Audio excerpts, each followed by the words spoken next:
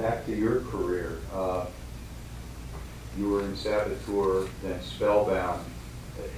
How did your relationship with Alfred Hitchcock evolve into what became a long-term, close professional and personal relationship? How did that work? Well, when I first came out, which was, I first came out in 1939 with Alfred to make The Heart of Darkness, which the studio wouldn't make, and we won't go through that story. Yeah. But in 42, Hitchcock asked me to test, at the suggestion of John Houseman. He asked, they were both, Hitchcock and Houseman were both under contract to David O. Selznick. And Hitchcock asked Houseman if he knew of a young actor, unknown, who could play this heavy. And John suggested me, and I tested and got the part. When I came out to Hollywood, I didn't know the front end of a camera from the back. And I was very nosy. So I would sit and watch, and then I'd ask Hitch a lot of questions. And interestingly enough, he was delighted to answer them. And I got to talk to him about that sort of thing. And then, as a consequence, we became personal. I was invited to his home and so on and so forth. And we would talk about pictures. And so when the time came for the television series to be done, he and Joan Harrison, whom I also knew from those days, knew that I had been directing and also that I'd had this interest. So they thought I'd be a good guy to put on. That's how it happened.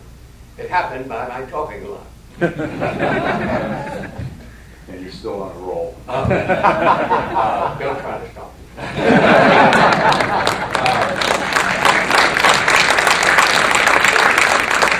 Thank you. This is John Renoir's hat.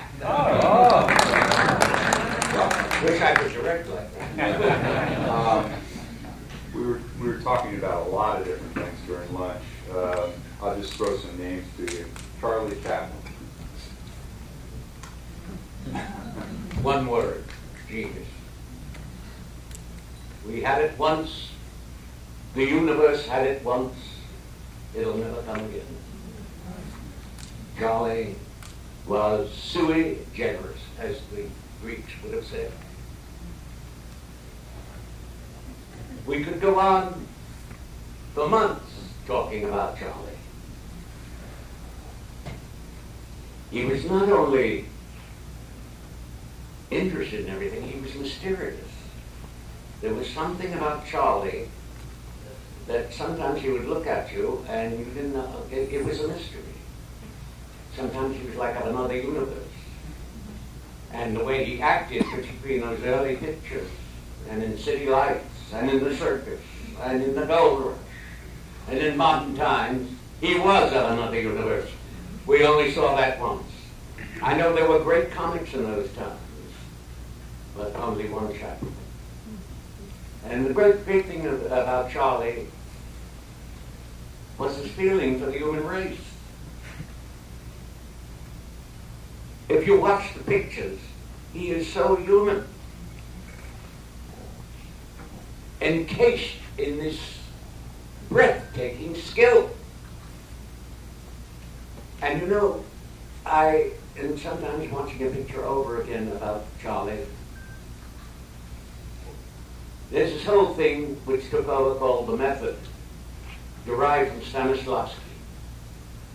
And Stanislavski laid out for these plays of Chekhov and Ibsen and indeed Shakespeare what good actors did to function in those plays. The actors he thought of were Chaplin and the American actress Loretta Taylor. What she did was included that, and so forth.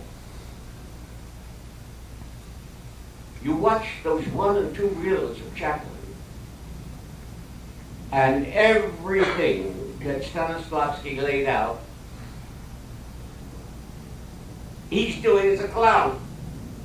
He's doing it in movement, in look, in the way he listens, in the way he adjusts to other people, to the circumstances he's in.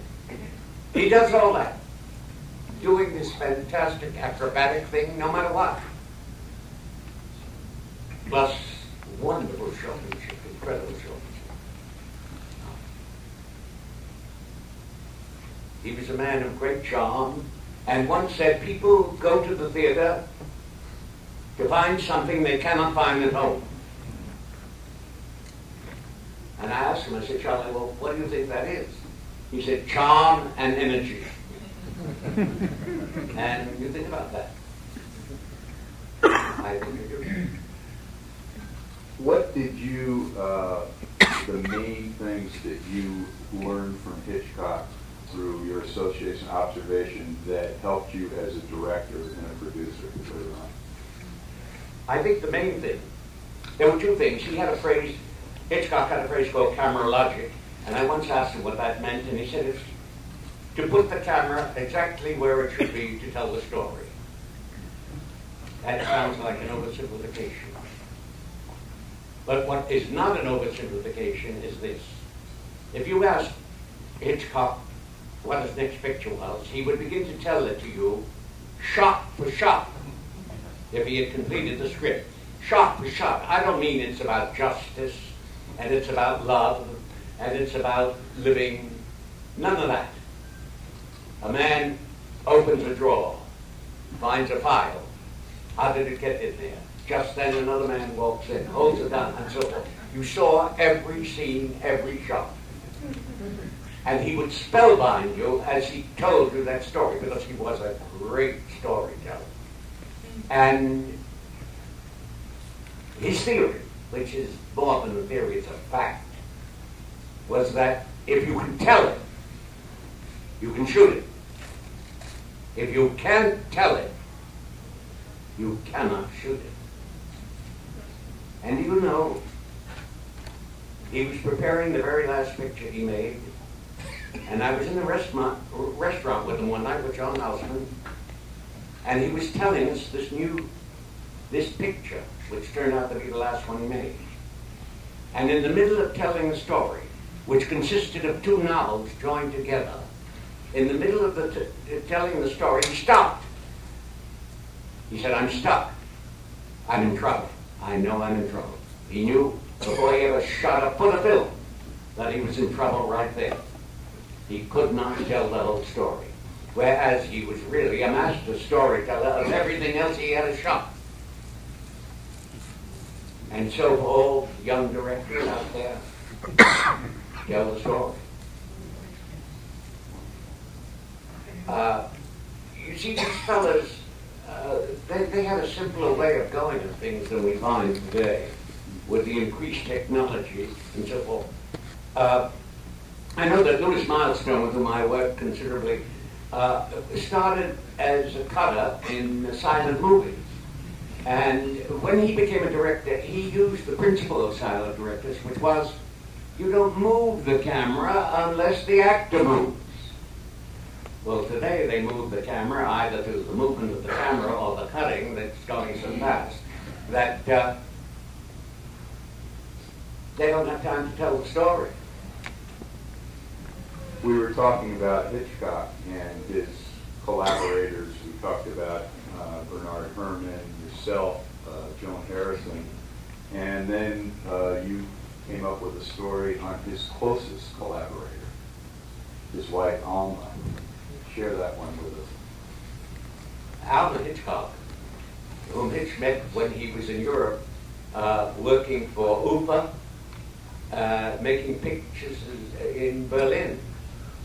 And she was, this was in the days of silent pictures, she was the foremost writer of titles. You know, say whatever the actor was saying, you'd write a title on the screen, and then they lived happily ever after, you'd write all that. She was the star of the studio because she did all that. He never released a picture, ever, subsequently, unless he saw it alone with her in what was known as composite form, all cut together, scored, picture ready to be shipped. Never shipped until he saw it alone with her. and she had to give approval. And she knew everything about pictures. She was the greatest. They ran Psycho. And Hitch was very proud of it, and the lights came up in the projection room, and she said to him, "You can't ship it." He said, "Why not?" She said, "When Janet Leigh was lying dead in the bathroom, the shower scene, while she was lying there, she swallowed once. One frame." Now, if you think of how many times that picture was handled by the cutter, sound department, music department, run over and over again by all the technicians surrounding it, no one caught that swallow except Alma. And I always thought, that's why he always ran it with her.